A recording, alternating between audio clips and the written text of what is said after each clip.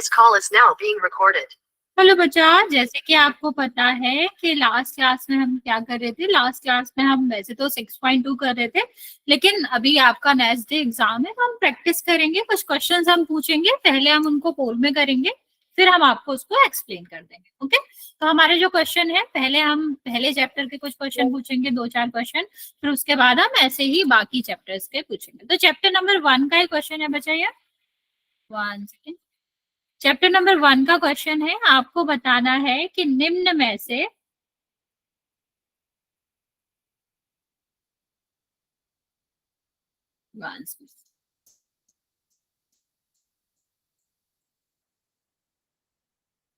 कौन सी संख्या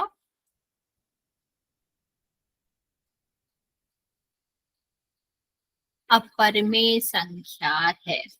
ठीक है, आपको पता होगा परमेय संख्या क्या होती है। हम आपको बता भी देते हैं, रिवाइज भी करा देते हैं। परमेय संख्याएं कौन सी संख्याएं होती है बच्चा, जिनको हम p/q के रूप में लिख सकते हैं। ठीक है, तो अगर हम बात करें बच्चे, तो परमेय संख्या क्या होती है, हम आपको इंट्रोडक्शन दे रहे हैं, फिर क्वेश्चन करेंगे।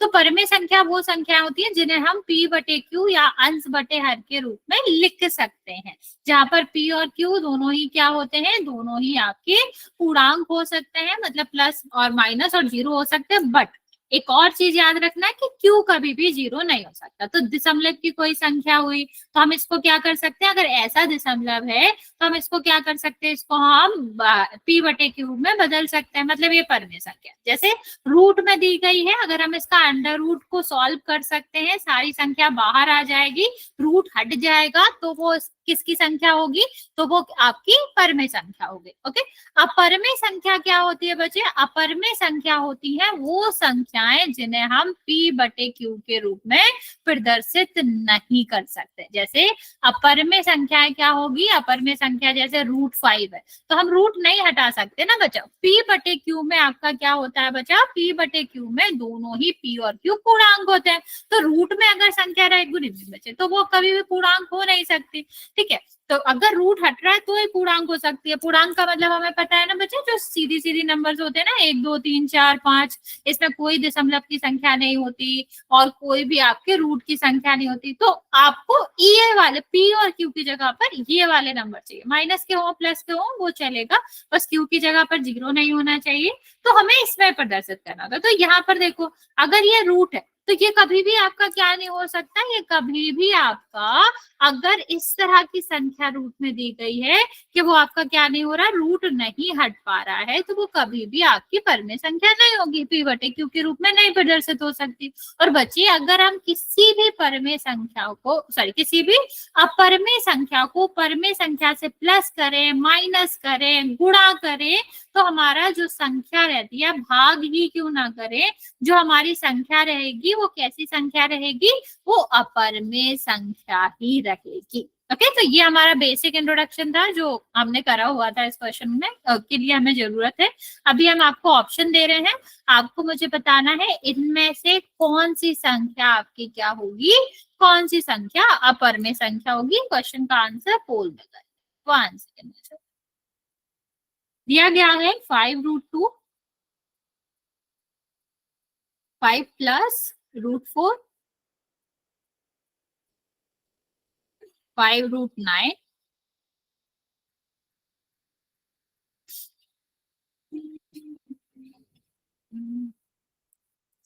ठीक है। आपको यहाँ पर अपर में संख्या बतानी है, मैं पोल लॉन्च कर रही हूँ, सॉल्व कर लो आराम से, और जो भी आंसर आए उसका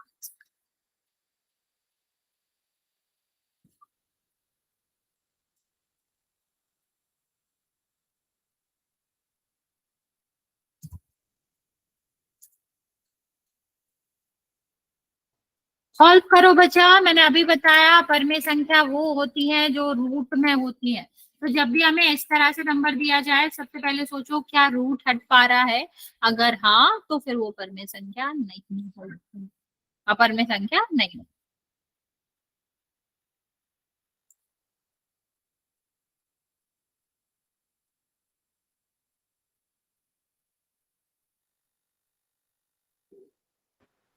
मैम पोल विजिबल कर दो। एक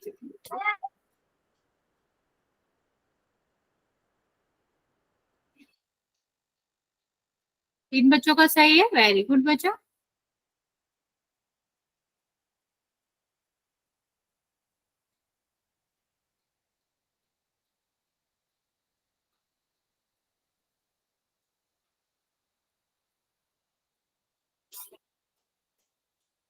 चार बच्चों का सही है, बाकी बच्चे जल्दी से आंसर करो।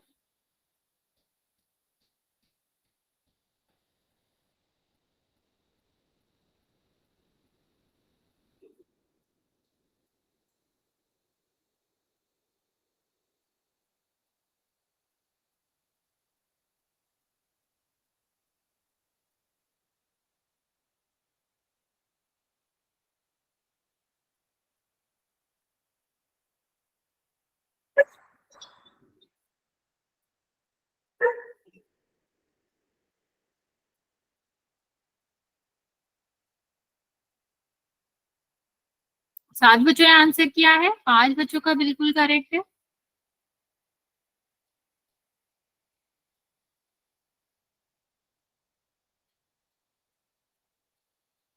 बाकी बच्चे जल्दी जल्दी आंसर कर दो, अभी भी चार पांच बच्चे बचे हुए आंसर करने को।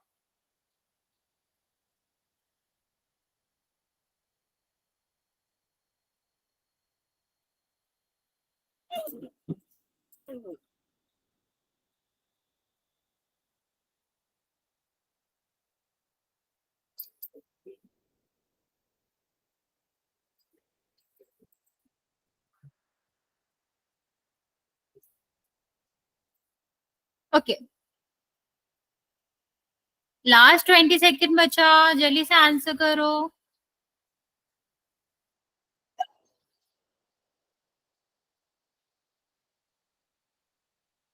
चलिए काउंट करना स्टार्ट करें हम।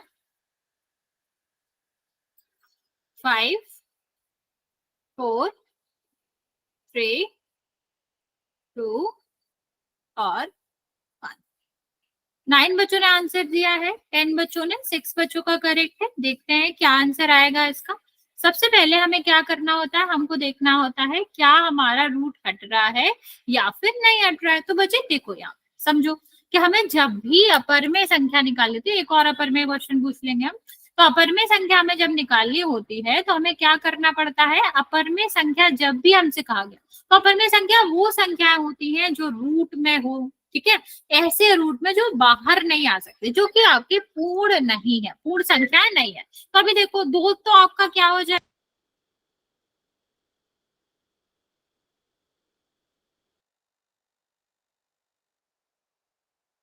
ओके। तो हमारा क्या हो जाएगा बच्चा, यहाँ पर देखो कि दो आपका क्या हो जाएगा, दो आपकी ऐसी संख्या है जिसका रूट नहीं लिया जा सकता, ठीक है। क्या नहीं करा जा सकता, रूट नहीं लिया जा सकता, ठीक है, क्योंकि वो आपकी कैसी संख्या, पूर्ण संख्या तो है नहीं, वर्ग संख्या तो है नहीं। तो आपका क्या हो जाएगा, वो आपका आंसर में सीधा सीधा हो जाएगा कि ये आपका नहीं लिया जा सकता है। तो ये क्या हो जाएगा, ये बाहर नहीं आएगा,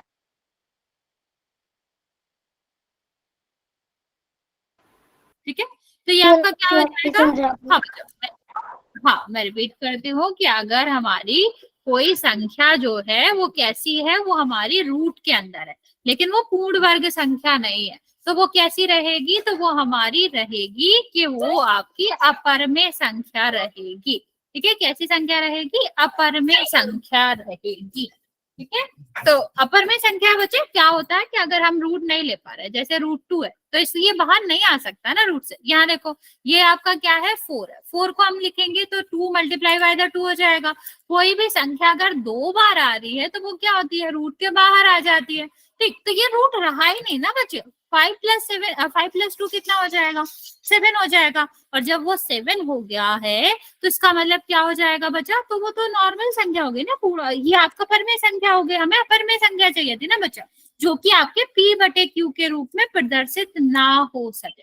सेम यहाँ देखो ये भी हमारा कितना हो जाता, 3 मल्टीप्लाई बाय द 3, ये भी बाहर आ जाता। यहाँ पर देखो ये जो 16 है वो क्या होता, 4 × 4, दो बार कोई भी संख्या रूट के अंदर आती है तो वो क्या हो जाता बच्चा, वो बाहर आ जाती है, ठीक है। तो यहाँ पर सारी संख्याएं के क्या थे, सबके रूट हट जाते और सिर्फ क्या रह जाता, सिर्फ और सिर्फ आपकी जो संख्या है वो P/Q के रूप में रह जाती, जहाँ पर P और Q दोनों ही क्या थे, पूर्णांक थे।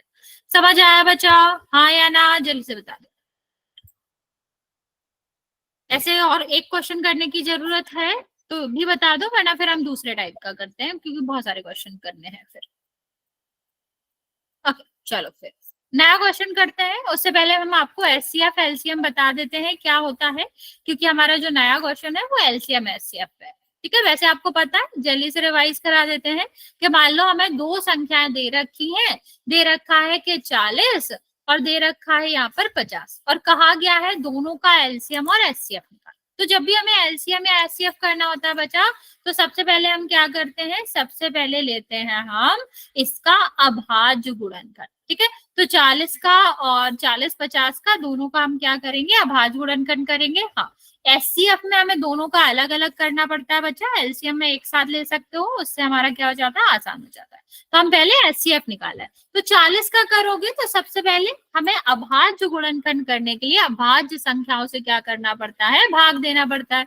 तो 2 से भाग करेंगे, अभाज्य संख्या ना, अभाज्य संख्या क्या होती है, 2, 3, 5, 7, वो संख्याएं जो एक के और खुद के अलावा किसी से भी विभाजित नहीं होती। तो ये क्या हो जाएगा बच्चा, ये आपका 20 हो जाएगा, ये आपका कितना हो जाएगा, 10 हो जाएगा। फिर यहाँ पर देखोगे तो कितना हो जाएगा, 5 हो जाएगा, और 5 तो 2 से जाएगा नहीं, तो कितना हो जाएगा, 1 हो जाएगा। ठीक है, अब इसका क्या लिख सकते हैं हम, इसको लिख सकते हैं 40 जो आ गया वो 2 गुणा 2 गुणा 2 गुणा 5 आ गया। अब हम बात करते हैं 50 की, तो 50 को लिखेंगे तो 2 से भाग करोगे कितना आ जाएगा, 25 आ जाएगा। 5 को भाग करेंगे तो कितना आ जाएगा, 5 आ जाएगा। 5 को आएगा तो 1 आ जाएगा। तो कितना हो गया, ये 2 गुणा 5 गुणा 5। अभी हमें एचसीएफ के लिए ये देखना होता है ऐसा नंबर जो दोनों में आ रहा है, तो 2 और 2 दोनों में आ रहा है। ठीक है, यहाँ देखो 2 और 2, यहाँ पर कोई और दूसरा 2 नहीं आ रहा है ना, लेकिन 5 और 5 फिर से आ रहा है, तो क्या हो जाएगा, जो हमारा एचसीएफ आएगा वो आएगा आपका 10। ठीक है, अब सेम क्वेश्चन हम यहाँ पर एलसीएम निकालने के लिए क्या करते हैं, हम दोनों को एक साथ लिखते हैं और फिर अभाज्य संख्याओं से करेंगे गुणनखंड। तो देखो 2 का अब कैसे होता है बच्चा, अभाज्य संख्या में कौन सी लेनी होती है, ऐसी संख्या जिसको कम से कम जो एक संख्या को विभाजित कर रही हो। ठीक है, मतलब या तो 40 को विभाजित करी हो या 50 को, या फिर दोनों को ही कर रही हो। ठीक, तो 2 से करेंगे हमारा क्या हो जाएगा, 20, और यहाँ पर कितना हो जाएगा, 25। यहाँ पे फिर से 2 से करोगे, यहाँ तो भाग जाएगा, यहाँ तो जाएगा नहीं। फिर 2 से करेंगे तो कितना हो जाएगा, 5 और 25। फिर 5 से करेंगे, ठीक है, तो कितना हो जाएगा, 1 और 5। फिर 5 से करेंगे तो कितना हो जाएगा बच्चा, 1 और। ठीक है, तो ये आपका कितना हो गया बच्चा, इसमें अगर हम एलसीएम लेंगे तो हमें बस इनका गुणा करना पड़ता है। तो 5 और 5, 5 और 5 25, 50, 100 और 200। तो अभाज्य यहाँ पर क्या आ गया, एलसीएम 200 आ गया, और एचसीएफ कितना आ गया, 10। समझ आया बच्चा? हाँ या ना, जल्दी से बता दो। ओके, चलो फिर हम आपको एक क्वेश्चन पूछते हैं, जल्दी से आंसर कर देंगे उसका।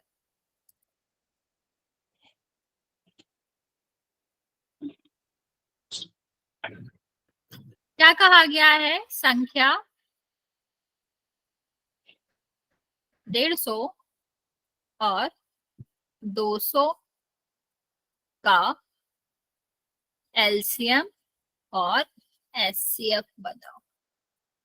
ठीक है, निकालना स्टार्ट कर दो, हम ऑप्शन दे रहे हैं। LCM 50, HCF 50।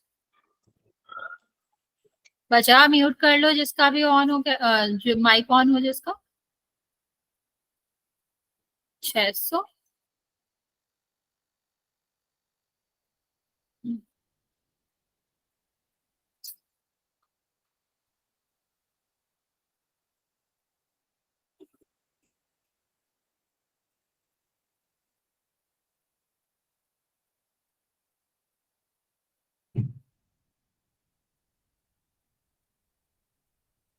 चलिए, इसका आंसर करेंगे तो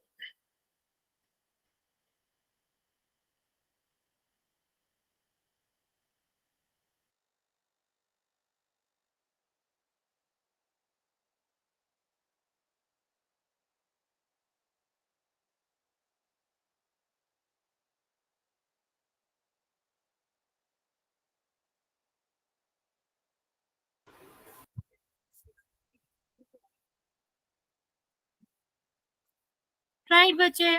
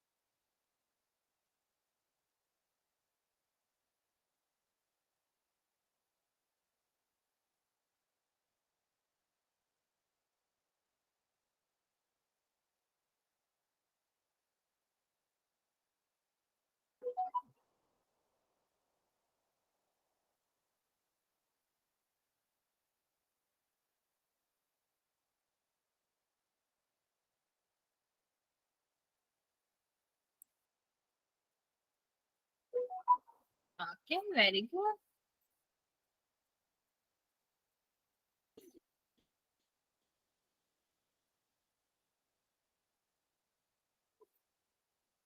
वेरी गुड बच्चे।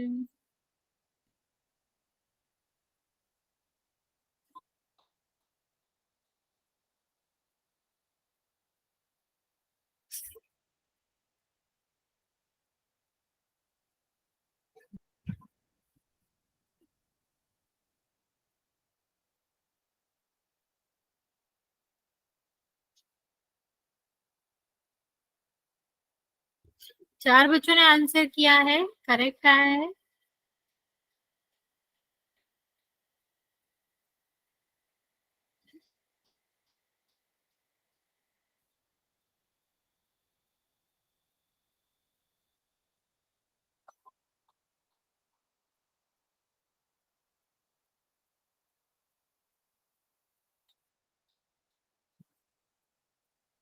बच्चा, बाकी बच्चे जल्दी से आंसर कर देंगे।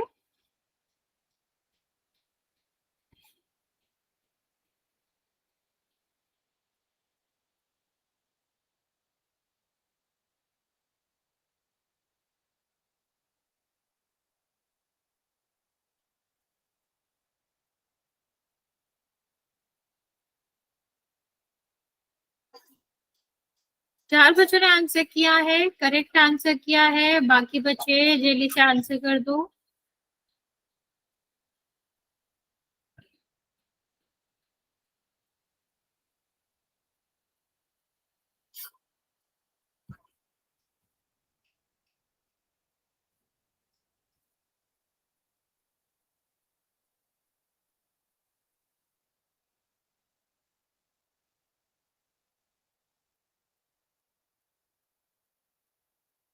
पांच बच्चों ने आंसर दिया है, करेक्ट आंसर दिया है।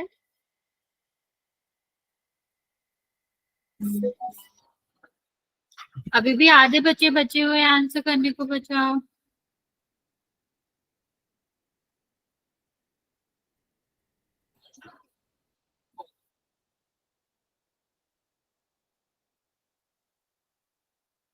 बच्चे लास्ट 30 सेकेंड, फिर काउंट करना स्टार्ट कर रही हूँ।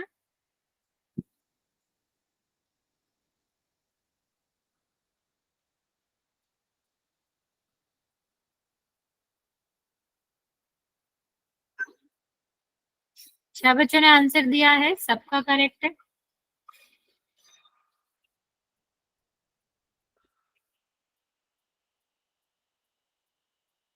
चलिए, 5, 4, 3, 2 और 1।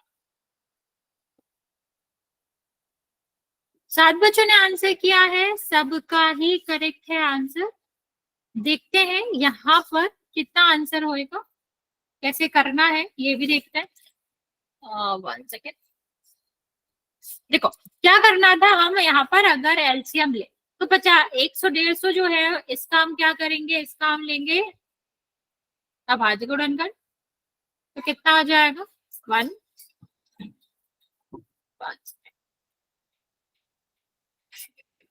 150। और यहाँ पर हम क्या करेंगे, 2 से भाग देंगे तो कितना आ जाएगा, 75। और फिर 3 से करेंगे तो कितना आ जाएगा, 15। यहाँ पर हम क्या करेंगे, यहाँ पर 3 से भाग करेंगे तो कितना हो जाएगा, 2।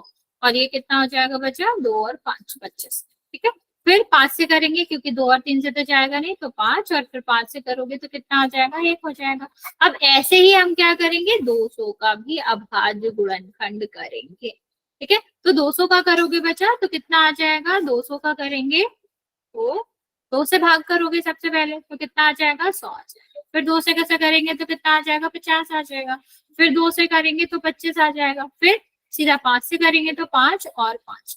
अभी सीधा सीधा देख लेते हैं कौन कौन सा कॉमन है। यहाँ पर 2 आ रहा है, ठीक है, ठीक है, यहाँ पर 3 आ रहा है, यहाँ पर 2 आ नहीं रहा, यहाँ पर 5 आ रहा है, यहाँ पर भी आ रहा है, यहाँ पर एक बार और आ रहा है, मतलब 2 बार 5 आ रहा है जो कॉमन, तो 25, और ये कितना हो जाएगा, 50 हो जाएगा। अब लासा निकालते हैं, तो लासा निकालेंगे तो बचा 150, और यहाँ पर कितना हो जाएगा, 200, 2 से भाग करेंगे तो कितना हो जाएगा, 75, और यहाँ पर कितना हो जाएगा बचा, 100 हो जाएगा। ठीक है, अब फिर 2 से करेंगे बचे, तो यहाँ तो नहीं जाएगा 75 में, लेकिन यहाँ पर आपका कितना हो जाएगा, यहाँ पर हो जाएगा 50। फिर 2 से करेंगे बचा तो कितना हो जाएगा, यहाँ पर तो नहीं जाएगा, यहाँ पर कितना हो जाएगा, यहाँ पर 25 हो जाएगा। फिर 3 से करेंगे तो यहाँ पर जाएगा 25 और 25। फिर 5 से करो बचा तो कितना हो जाएगा, 5 5, और फिर 5 से करो तो कितना आ जाएगा, 1 और 1। ठीक, तो लासा कितना आ जाएगा, 2 गुणा 2 गुणा 2 गुणा 3 गुणा 5 गुणा 5। इन सब का गुणा करेंगे तो आपका कितना आ जाएगा, 600। देखो 25 25 75 150 300 और 600, तो आंसर आपका कितना आ गया, 600 आ गया। समझ आया। अभी इसी वाले चैप्टर में, फर्स्ट वाले चैप्टर में एक और इम्पोर्टेंट चीज है, वो भी हम आपको बता देते हैं। जो हमारा चैप्टर 1 है उसमें आपके कुछ रिलेशंस है। क्या रिलेशन है कि जो एलसीएम होता है वो या तो बराबर हो सकता है, अगर 2 डिफरेंट नंबर के लिए ले रहे हैं तो हमेशा एलसीएम बड़ा ही होता है। ठीक है, जो एलसीएम है वो क्या होता है बच्चा, 2 अलग अलग नंबरों के लिए वो एचसीएफ से बड़ा ही होगा। कोई भी 2 नंबर दे रखे हैं ए और बी, तो जो एलसीएम होगा वो क्या होगा, हमेशा आपका एचसीएफ से बड़ा होता है। ठीक है, ये पहला रिलेशन है। दूसरा हमारा जो रिलेशन है बच्चा वो क्या है, वो है कि 2 नंबरों के लिए अगर हम एलसीएम और एचसीएफ निकालें तो उनका गुणा नंबर के गुणा के बराबर होता है। ठीक है, क्या होता है बच्चा कि अगर हम 2 संख्याओं के एचसीएफ और एलसीएम निकालें तो उसका जो गुणा होता है वो 2 संख्याओं के बराबर होता है। जैसे मान लो यहाँ पर क्वेश्चन ऐसे आता है, इसका तो सीधा सीधा क्वेश्चन आ सकता है, सीधा सीधा यही पूछा जाएगा कि मान लो 2 नंबर दे रखे हैं ए या बी, या फिर 20 और 25, और कहा जाएगा बताओ इनका एलसीएम और एचसीएफ में क्या रिलेशन। कुछ भी नंबर हो कुछ भी ना हो बच्चा, इससे कोई मतलब नहीं है। हमको हमेशा याद रखना है किन्हीं भी 2 नंबरों के लिए एलसीएम जो है वो एचसीएफ से बड़ा ही होगा। ठीक है, क्या होगा, बड़ा ही होगा। ठीक है, अब इसमें हम क्वेश्चन देख लेते हैं। इससे इंपॉर्टेंट क्वेश्चन आते हैं। किस तरह क्वेश्चन आते हैं बच्चा, कि जैसे मान लो दिया गया है कि 2 नंबर जो कि क्या है 20 और 25, ठीक है, जिनका एचसीएफ जो है वो 5 है, तो एलसीएम निकालो। ठीक है, इस तरह से आ सकता है। या फिर कह देंगे कि एक नंबर है जिसका एलसीएम कितना है 30 है, और जिसका एचसीएफ कितना है 5 है, और एक नंबर है जो कि 5 है, दूसरा नंबर निकालो। तो मतलब 3 चीजें देख के चौथी चीज आपसे पूछे, तो हमें कैसे सॉल्व करना होता है, जैसे इसको सॉल्व करना है तो हम क्या करेंगे, एलसीएम की जगह पर एलसीएम की वैल्यू लिख देंगे, एचसीएफ की जगह पर सॉरी एचसीएफ की जगह पर वैल्यू लिख देंगे, एलसीएम निकालना है, ए और बी कितना हो जाएगा, यहाँ पर हो जाएगा 20 गुणा 25। फिर ये जो 5 यहाँ पर गुणा में है दूसरे साइड जाएगा तो किस में हो जाएगा, भाग में हो जाएगा। तो यहाँ कितना हो जाएगा बच्चा, एलसीएम बटे 20 गुणा 25 डिवाइड बाय 5। तो 5 से कट जाएगा, कितने बार जाएगा, 4 बार, और 4 का गुणा करोगे तो आपका एलसीएम कितना आ जाएगा, 100। ठीक है, ये हमें इस तरह से करना होता है। चलो अभी हम इसी पे आपका एक क्वेश्चन पूछ रहे हैं, उसका आंसर पूल में करोगे। दिया गया है यदि नहीं, 2 संख्याएं 72 और 36, एक सेकंड, 45 का एचसीएफ 9 है, तो एलसीएम ज्ञात करो।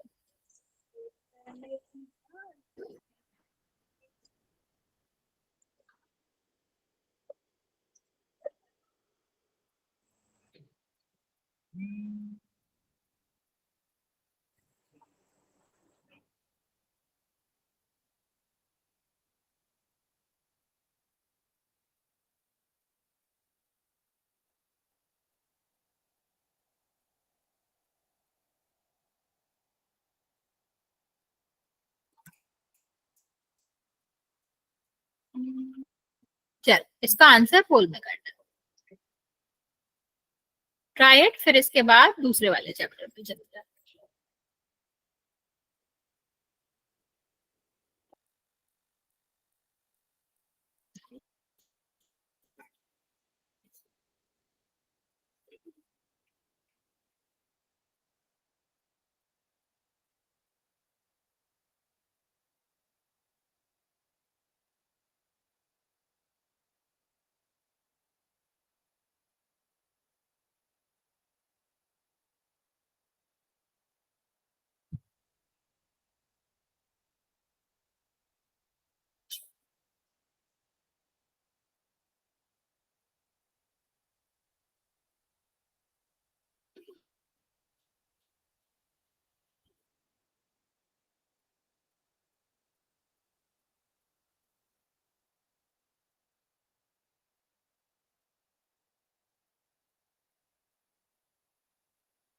Okay very good.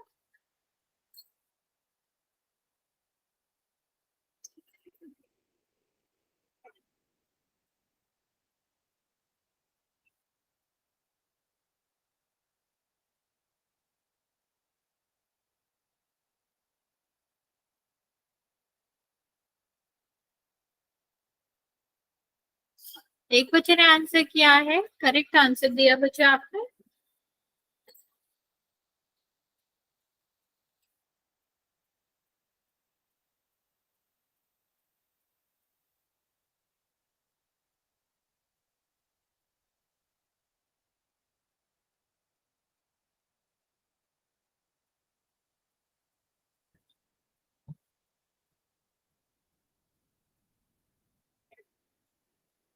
ध्यान से आंसर करो बच्चे।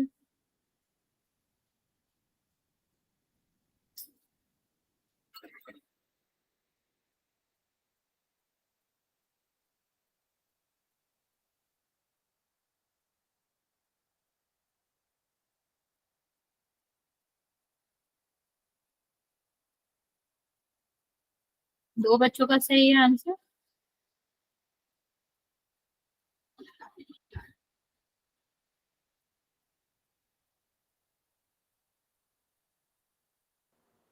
मैम ऑप्शन ठीक है। बच्चे दो बच्चों का ठीक है, अभी मैं ये नहीं बता सकती किसका। हाँ ऑप्शन तो ठीक है बच्चे।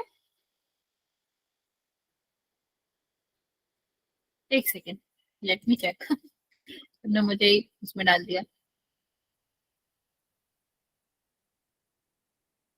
एक सेकेंड, एक सेकेंड बच्चे।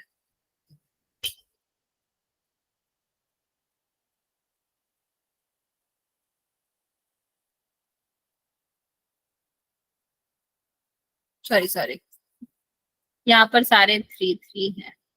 360, 344, 337, और यहाँ पे भी थ्री था। सॉरी बच्चे। मैंने थ्री की जगह वन कर दिया।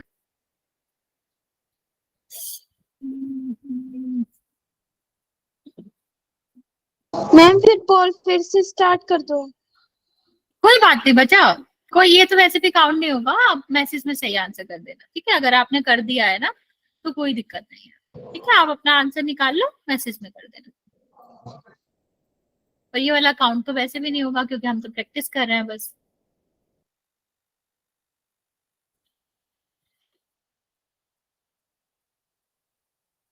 बाकी बच्चे जल्दी से आंसर करो।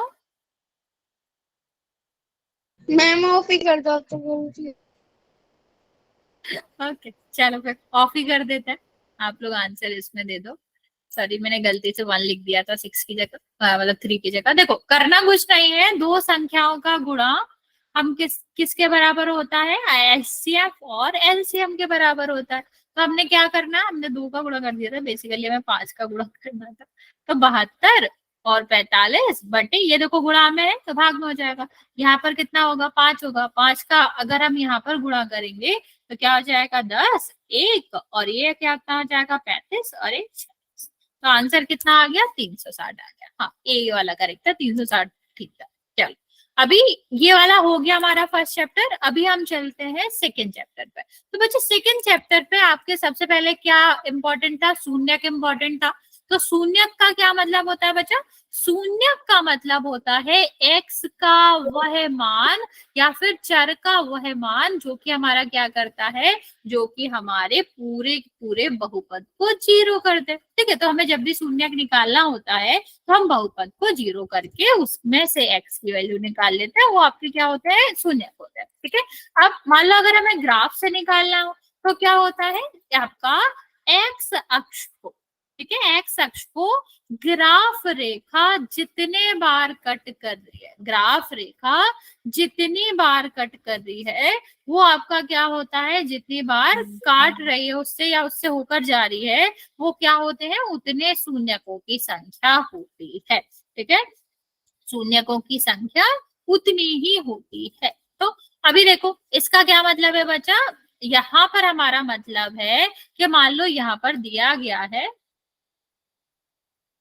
इस तरह से ग्राफ दिया गया, ठीक है, ये हमारा दिया गया है इस तरह से ग्राफ। तो ये एक्स एक्सिस को कट कर रही है क्या, नहीं कर रही है, तो शून्यकों की संख्या कितनी हो जाएगी, 0 हो जाएगी। अगर मान लो इस तरह से ग्राफ जा रहा है, बस टच करके निकल जा रहा है, कट नहीं कर रहा है प्रॉपर, पर टच कर रहा है फिर निकल रहा है, तो यहाँ पर एक बिंदु पे कट कर रहा है तो आपका क्या हो जाएगा, 1 हो जाएगा। ठीक है, और नेक्स्ट अगर हम देखें कि इस तरह से ग्राफ जा रहा है तो ये एक्स एक्सिस को कितनी जगह पर कट कर रहा है, 2 जगह पर कट कर रहा है, तो शून्यकों की संख्या कितनी हो जाएगी, 2। ऐसे ही जितनी जगह पर भी वो कट कर रहा हो शून्यकों की संख्या उतनी ही हो जाती है। चलो, अभी हम इसका ही आपसे क्वेश्चन पूछते हैं।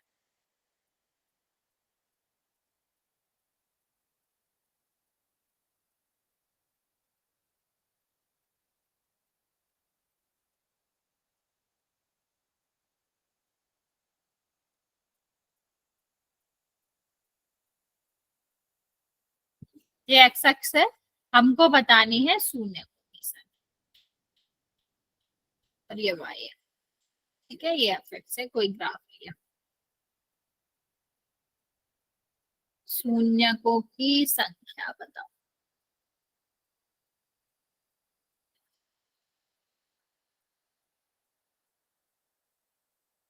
Option number A 0, option number B 4, option number C 5, 1 और ऑप्शन नंबर डी 0, सॉरी 10। चलिए, इसका आंसर करेंगे 4।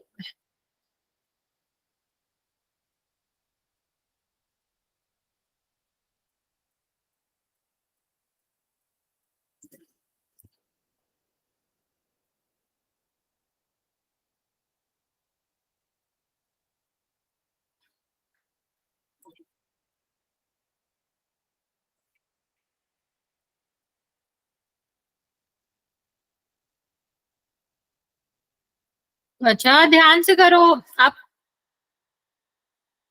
ओके ठीक है, एक बच्चे ने गलत करा है, बाकी बच्चों ने ठीक करा है, मैंने उल्टा देख लिया। ठीक है, वेरी गुड वेरी गुड, बाकी बच्चे जल्दी से आंसर कर दो।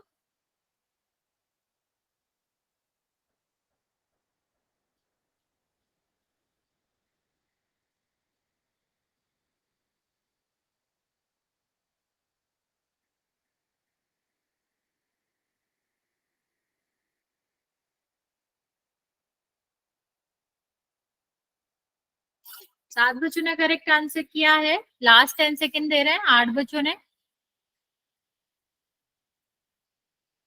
9 बच्चों ने, लास्ट 10 सेकेंड, फिर काउंट करना स्टार्ट कर रहे हैं। 5 4 3 2 और वेरी गुड, 13 बच्चों ने आंसर किया है, 9 बच्चों का करेक्ट है।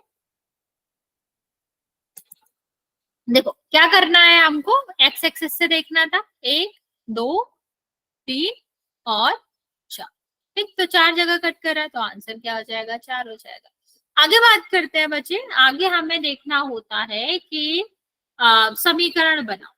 ठीक है, हमें क्या करना होता है, समीकरण बनाओ, द्विघात समीकरण बनाओ या बताओ, ये वाले क्वेश्चन आते हैं। और क्या दिया जाता है आपको, शून्यकों की संख्या, शून्यक दिए जाते हैं कि शून्यक क्या दिए गए हैं, शून्यक दिए गए हैं आपको, जैसे 5 और 1 दिया गया, और क्या करना है आपको, समीकरण बनाना है। ठीक है, तो हम इसको रिवाइज कराएं, शून्यक निकालना नहीं बता रहे बच्चा, फिर उसमें पूरा टाइम चला जाएगा, हम डिफरेंट क्वेश्चन कराना चाहते हैं आपको।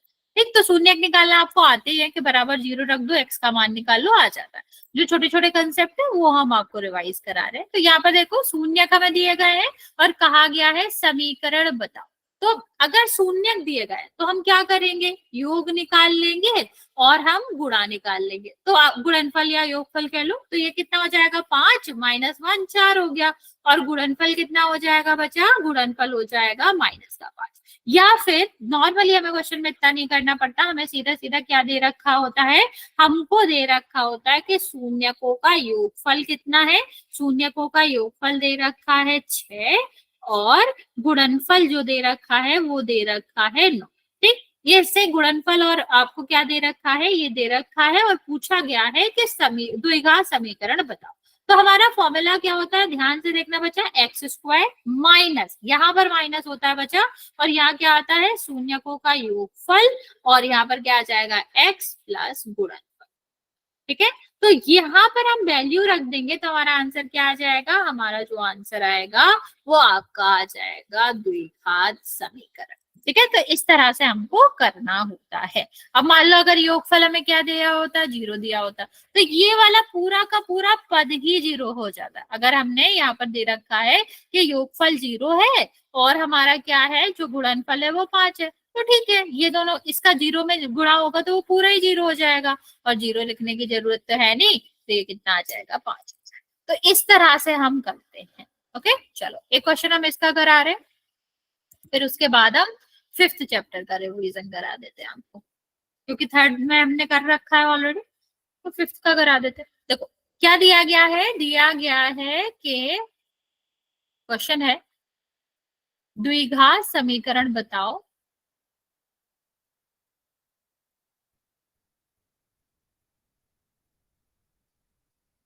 यदि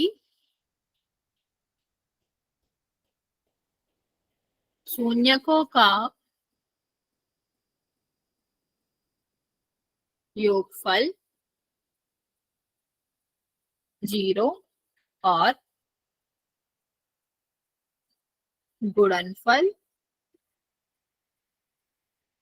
√11 है। ठीक है, चलो ए आपका ऑप्शन है X square minus √11x plus √11। B आपका ऑप्शन है एक्स स्क्वायर प्लस √11। सी आपका ऑप्शन है एक्स स्क्वायर माइनस √11, और डी ऑप्शन है एक्स स्क्वायर माइनस √11x। इसका आंसर बोल है।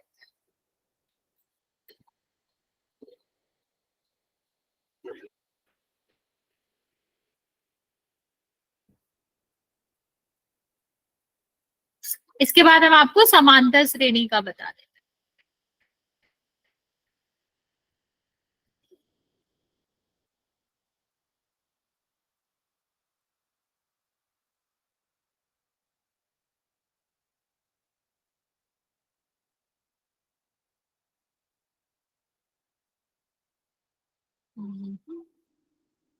बच्चे ये एक्स लिखा है बाद में, जल्दी में गलत मत कर लेना, ये एक्स है बाद में।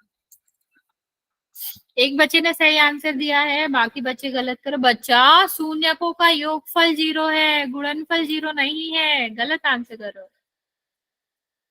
मैम आंसर शो नहीं हो रहे। एक सेकंड मैं रीओपन कर देता हूँ। 2 बच्चों का सही है, बाकी बच्चों का गलत है।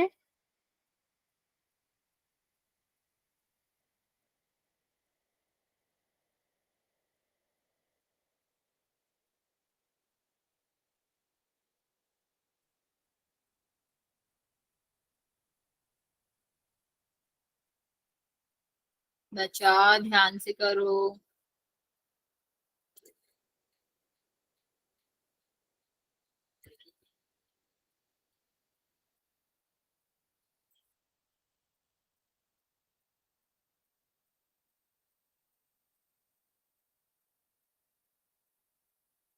ग्यारह बच्चों ने आंसर किया है, 3 बच्चों का सही है।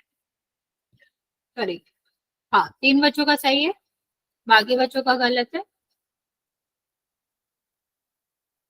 लास्ट 10 सेकेंड दे रहे हैं, फिर काउंट करना स्टार्ट करेंगे।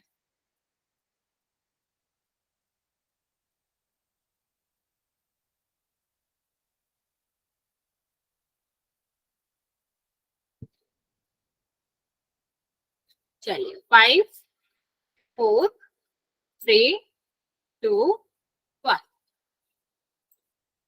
आंसर बचे बी होगा, 3 बच्चों का सही है। देखो बच्चा, लास्ट टाइम भी आपने गलत करा था। क्या होता है फॉर्मूला? एक्स स्क्वायर माइनस योगफल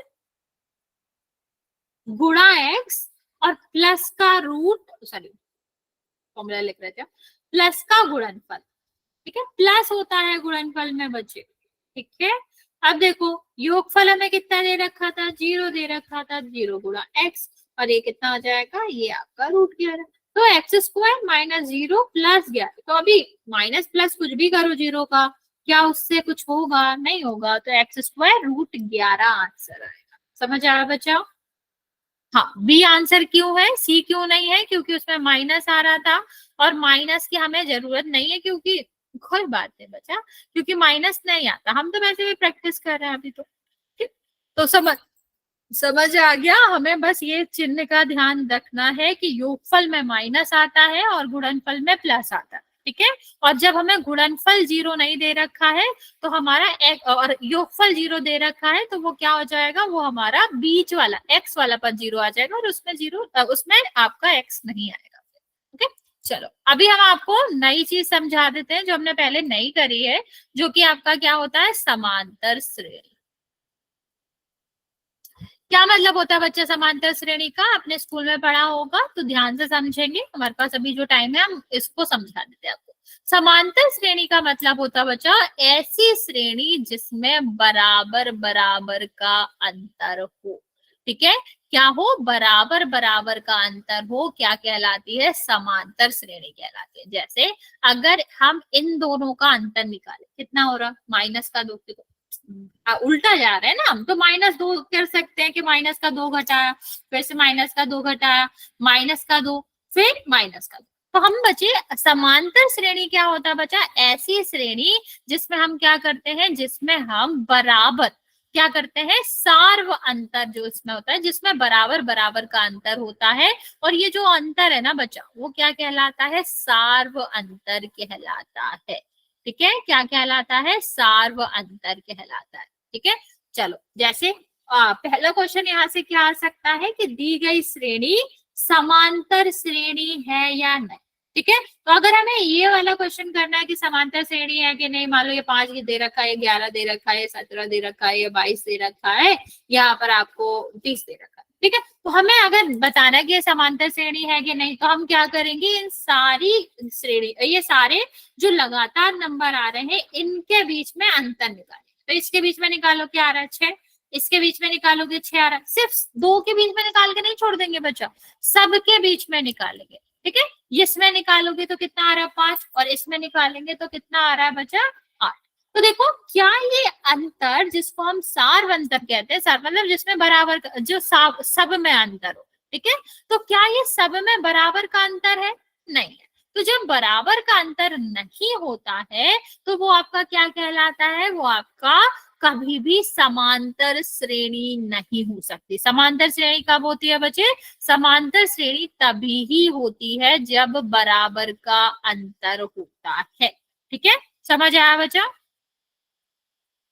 हाँ या ना, जल्दी से बता दो। चलो फिर हम इसका एक छोटा सा क्वेश्चन कर लेते हैं, उसमें मुझे आप बताना कौन सी समांतर श्रेणी है। निम्न में से कौन सी समांतर श्रेणी नहीं है? ठीक है, पहला ऑप्शन -2, 0, 2, 4, 6। दूसरा 5, 10, 15, 20, 25। नेक्स्ट है आपका 3, 6, 9, 13, 15। डी है आपका बचा 3, 4, 5, 6, 7, 8।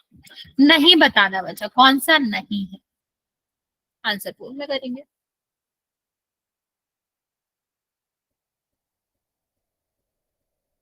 सबको चेक करना, जिसमें बराबर का अंतर नहीं है वो आपका क्या हो जाएगा, समांतर श्रेणी नहीं होगी। तो सारे बच्चे जल्दी से चेक करेंगे सारी श्रेणी और आंसर करेंगे। फिर इसके बाद हम आपको बताते हैं कि अगर हमें एक्स निकालना है, इसका योग निकालना है या कोई पद निकालना है तो कैसे निकालना है।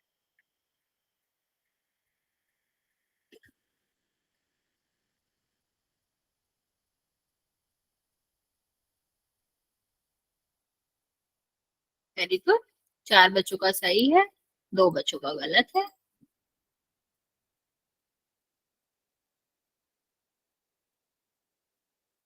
हम्म।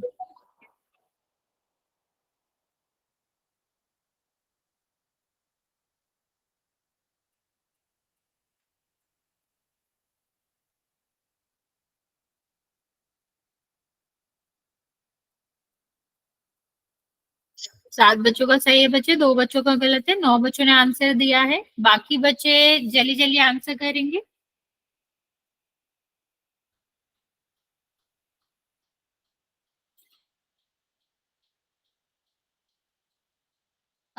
चलो, अभी भी 5 बच्चे बचे हुए हैं, लास्ट 10 सेकेंड और दे रहे हैं हम।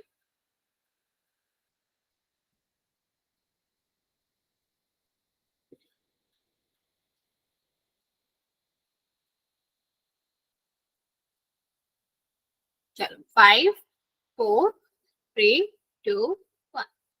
11 बच्चों ने आंसर दिया है, 8 बच्चों का करेक्ट है। देखते हैं आंसर क्या होगा। देखो इसमें कितने का अंतर है, 2 का। 2 प्लस करा तब 0 आया ना, फिर 2 प्लस करा तो 2 आया, फिर 2 प्लस करा फिर 2 प्लस करा, मतलब सबका सारवंतर जो है वो 2 ही 2 है, तो ये समांतर श्रेणी हो गई।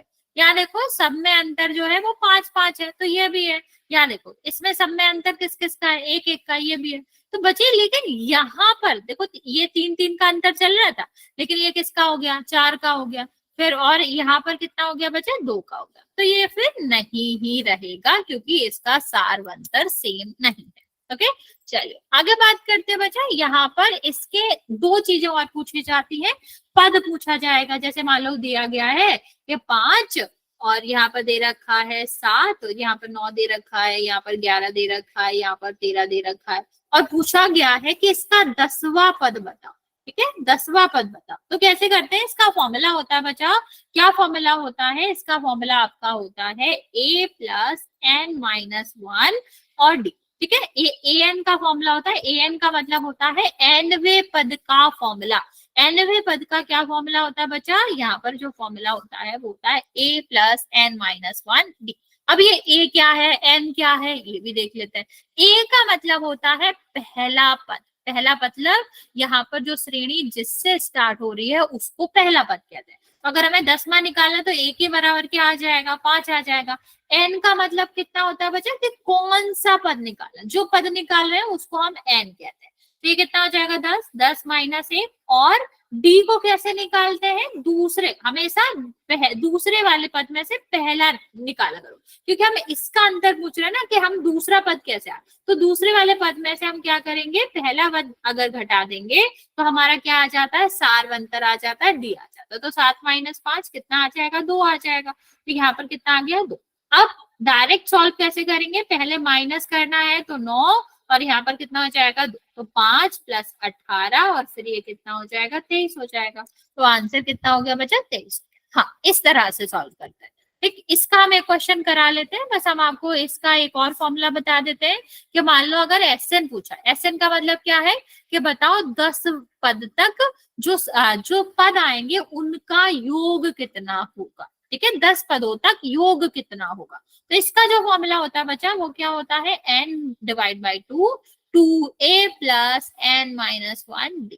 ठीक है, तो n तो हमें पता ही है, 10/2 कितना हो जाएगा 5, और हमें ये भी a भी पता है 5, 5 गुणा 2 कितना हो जाएगा 10, और ये कितना हो जाएगा 9, 10 में से 1 गया और 5, पहले ब्रैकेट सॉल्व करते हैं, 10 प्लस 18 कितना हो जाएगा 28, और ये आपका कितना हो जाएगा 5 से गुणा करना, तो कितना हो जाएगा बच्चा, ये हो जाएगा 140। तो इस तरह से हम क्या करते हैं, हम हमारा सम और जो nवा पद है, ये सारी चीजें पदों वाली पूछा गया, पदों के योग पूछा गया है, तो हम एस एन बराबर n/2 2a plus n minus 1d formula लगाते हैं, और अगर हमें ए एन पूछा गया है तो हम formula a plus n minus 1 और d लगाते हैं। समझ आया बच्चा, हाँ या ना, जल्दी से बता दो। तो हम एक क्वेश्चन जल्दी से इसी का मिला जुला के पूछ लेते हैं, तो आपकी प्रैक्टिस भी हो जाएगी। ओके, चलो फिर क्वेश्चन क्या है आपको बताना है। 4 8 12 16 श्रेणी में, समांतर श्रेणी है, श्रेणी में 10वां पद बताओ।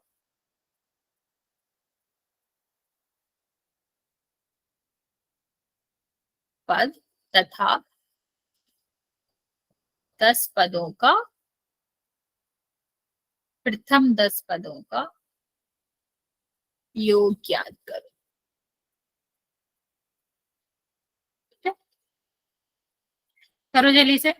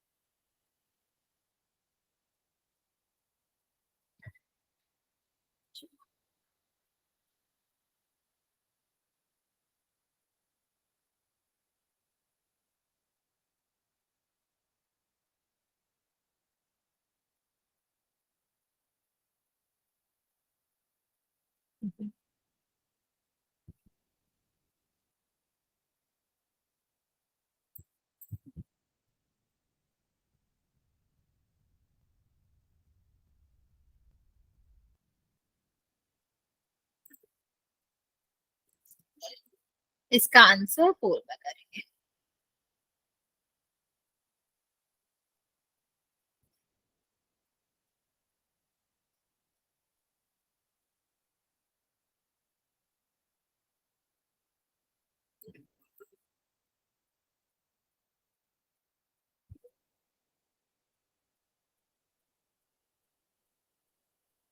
ओके, 3 बच्चों का सही है, वेरी गुड।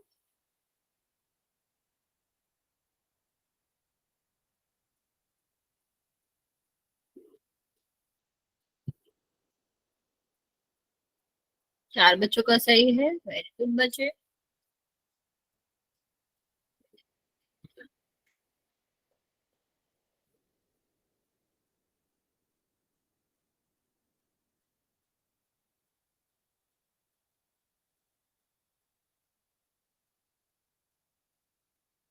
5 बच्चों का सही है, वेरी गुड।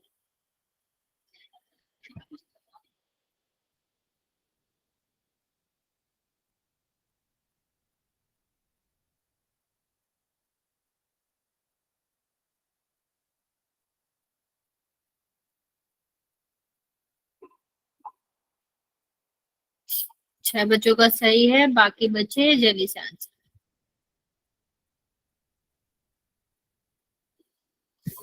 लास्ट 30 सेकंड दे रहे हैं बच्चा, 9 बच्चों ने आंसर दिया, 7 बच्चों का करेक्ट है। चलो 5 4 3 2 और 1। 8 बच्चों ने करेक्ट करा है, 11 बच्चों ने आंसर दिया था। देख लेते हैं जल्दी से, इसका ए क्या होगा? ए तो आपका 4 होगा, और डी निकालेंगे तो 8 माइनस 4 कितना हो जाएगा? डी आपका हो जाएगा 4। तो फॉर्मूला क्या होता है बच्चा? ए एन निकालने का फॉर्मूला होगा, ए 10 निकालना है बेसिकली यहाँ पर हमें। तो क्या हो जाएगा? ए प्लस एन माइनस 1 और डी।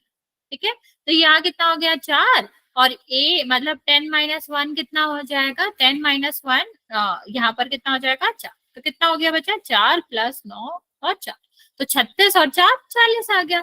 अब एस एन निकालेंगे तो क्या हो जाता है? N minus 2 2a plus N minus 1d। ठीक है, तो इसमें हम वैल्यू रखेंगे, ए की जगह पर हमें क्या रखना है? ये तो 10 आ जाएगा, 10 डिवाइड बाई 2, और ये कितना हो जाएगा? 2 मल्टीप्लाई बाई द 4। ये कितना हो जाएगा बच्चा? ये आपका 9 मल्टीप्लाई बाई द 4।